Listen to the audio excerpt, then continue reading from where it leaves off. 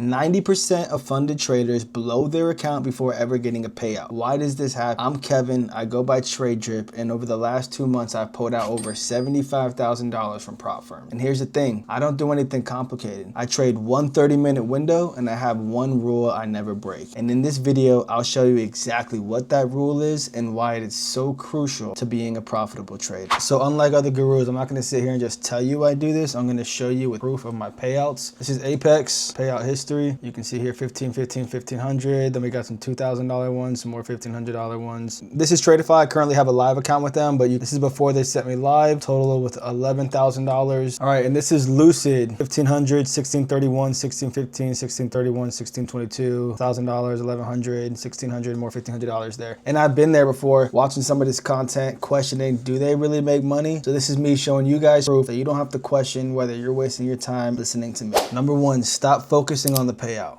One of the biggest mistakes I used to make was focusing way too much on the payout. And I think every trader does this. You get close to a payout, you start doing the math. I'm only 500 bucks away from a max payout, which can be very life-changing for many people. And without realizing it, you completely change the way you look at the markets and how you trade. The problem becomes, now I'm not asking myself, is this an A+ setup? You're asking yourself, is this the trade that can get me to 500 bucks? So you start taking trades that aren't really there just to try to focus on pulling out that payout. And these are two completely different questions, because the market doesn't care how close you are to a payout. And a B+ setup does not magically become an A+ setup because you want the trade to work out. So what changed? I started asking myself, is this my setup? If yes, I take the trade. If not, I do not. And you have to learn to be okay with that, because if I don't make any money that day, that's fine. I started to adapt my mind into thinking, I'm $500 away from a payout. I don't know if that's gonna come Monday. I don't know if that's gonna come Wednesday.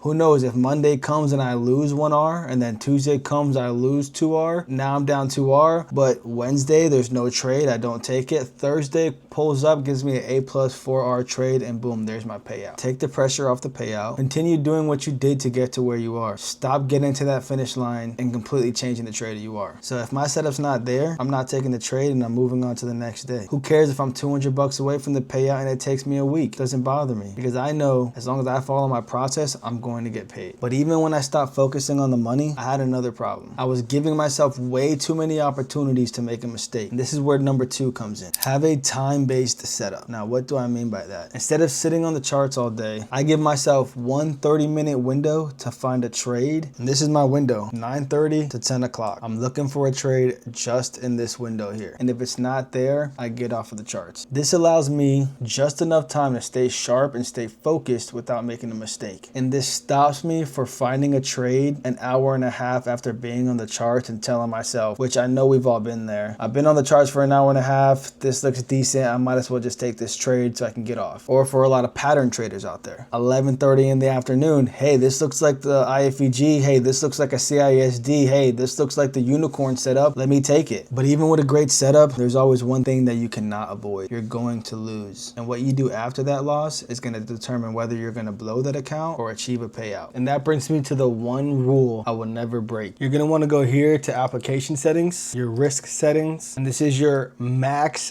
daily loss. Mine is set at $350. This is the single biggest thing that has stopped me from blowing accounts. When I say hard, I mean I physically cannot take another trade. So how this works, before the session starts, I already know how much I am allowed to lose. If my account hits this number of 350, my account gets locked. I can't take another trade. I can't change my mind. I cannot revenge trade. I am done until the next session. Because here's what I learned about myself. I don't want to rely on discipline when I'm emotional. It's easy at 9 in the morning to say, if I lose, I'm gonna walk away. But then you lose and suddenly your brain's telling you you need to make it back. And it's always for reasons like, that was a dumb trade, that one doesn't count. Oh, I got in too early, now there's the sweep, now I can get in. Or I'll start to follow my rules tomorrow. Let me just make that back real quick. I used to tell myself all these excuses, and that one extra trade turned into another, and before you know it, I didn't blow the account because my strategy was bad. I blew it because, just like you, I couldn't accept a losing day. Now here's the thing, till this day I still make mistakes. Maybe FOMO gets to me, maybe greed gets to me, but I snap out of it so quick because I can't get into another trade. So in the past, when I went on tilt and I would blow the account, now my tilt is just losing 1R and I come back the next day. And please don't be that guy that goes back into his settings and removes that daily daily loss limit. If you're gonna follow one rule, make that your one rule. Now let me show you the importance of this rule and exactly why you should trust to follow it. This was July.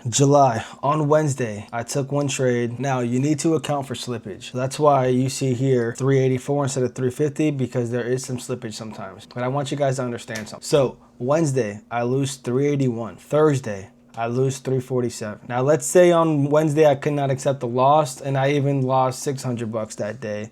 And then Thursday I come in, I couldn't accept that loss. I lose 600 bucks as well too. And now instead of being down -2R, I'm down -4R. This $732 on the week is now -$1,400. But in this situation, I walked away -1R, -1R. We come back, because we were able to walk away on these 2 days, we come back and hit a plus 2.8R, I wanna say. So now I just made back all my losses. So because we were able to walk away on these days, on Monday alone, I come back and hit a little bit over 2R. The next day I come back and I take less than -1R.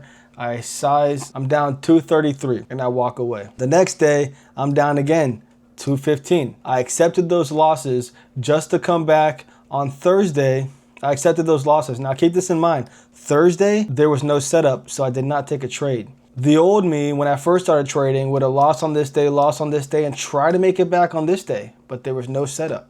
So what did I do? There was no setup between my 9:30 and 10 a.m. So what did I do? I showed up Friday and bang, Friday came, I hit 678. Now, look at this math. I win on Monday, I lose Tuesday, I lose Wednesday, I skip this day, and I win on Friday, and I end the week being right only 50% of the time, up $1,000 times 31 accounts. You do the math. Now let's say I couldn't walk away and accept the loss on this day, and I couldn't accept the loss even one day. Let's say just this day I messed up, I removed my daily loss limit, and I was down another 500 bucks. That one mistake would take me from being up $1,000 to only being up maybe 200, 300 bucks. It's those simple mistakes that walking away after my daily loss limit is hit that I end up having huge months like I had this month. Now, I have a good week here. What happens next Monday? I'm down 142.